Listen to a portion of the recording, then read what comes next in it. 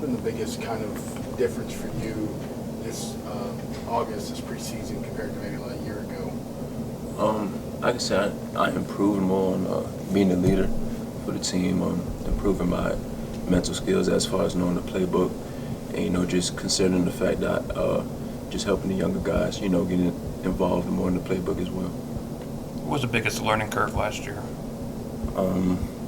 Basically just knowing what happens before the play, just knowing what my mental focus was. As a freshman, I probably ain't take things like, as as far as, learning more things on the field, like watching film. I think I took that for granted, but now I'm like more into that. Was there a moment, what was like your big welcome to college football moment that kind of stood out to you? Probably the Oklahoma game. That was probably one of the games where I knew I had to step my game up. How do you think you did in that moment? I responded well. I feel like it was just one game where I battled a lot of adversity, and I just had to improve on a daily basis. What's it been like for you working at Star this fall? It's been well. It's a new learning process for me. I'm just still working on it and still competing. What does it mean to you to have that responsibility? I mean, that star position in this defense is there's some important people to play that position last several years. So what does that mean to you to have that responsibility? It means a lot,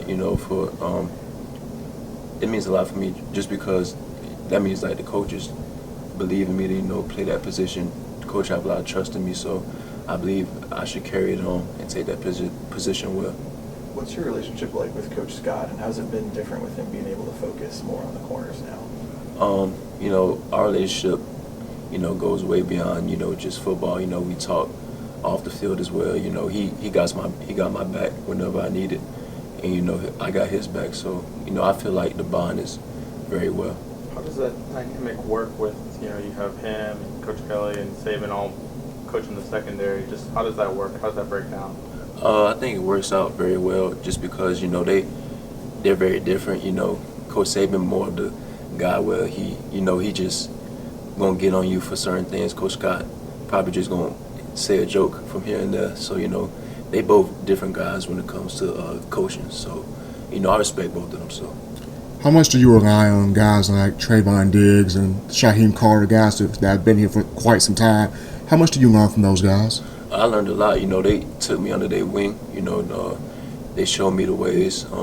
They just basically told me, whenever my time come, I gotta step up. So I just took that and just ran with it. What was it like when you got that first start, that first time going out there as a starter? What were the emotions like? What was the anxiety like?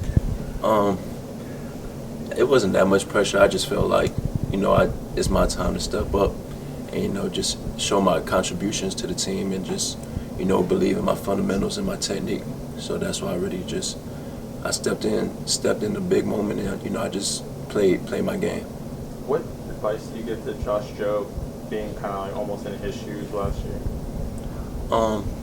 Not that much of advice. He played in big stages like that before. He's a great player. He's a competitor. So I expect him to play well. So nothing really, no motivation. He knew what he had to do when he stepped in. How much does your dad help you, maybe even off season or week to week, in kind of improving your game, knowing what his experience has been? He talked to me a lot before every game. We talk actually on the phone before every game, probably the night before, just telling me stay confident, remain humble, and just believe in your technique. That's what he really tell me. Was there any advice he gave you this off season? Whether it's watching film, going back home, and kind of learning a little bit during the off season? Yeah, he just told me to watch film more, trust in my abilities, and just believe what's coming before it happened. What goes through your mind when you're lined up against Jalen Waddle? Jalen's a great player, so I know I had to, bring my A game as well. We compete every day in practice, so I expect him to give me, my best effort, and he expects me to give my best effort. So. What do you kind of have to keep in mind in terms of how you play him? You have to give him a little more cushion because of his speed, or how does that work? Not that. You just gotta know, the down and distance, what his favorite routes he like to run. just knowing what's coming before it happened. Who wins most of those battles? I ain't got nothing to say much of that. But we just compete in practice every day. Final few questions. A second year with Tua, how does he help you get prepared for the other quarterbacks that you're going to face in the SEC? I prepare well going against Tua. Tua probably the best quarterback in the nation. Just going against him every day helps me, and the secondary get better every day. When do you think you're gonna get a haircut? Next week. Any other questions? All right. Thanks. We'll end on that.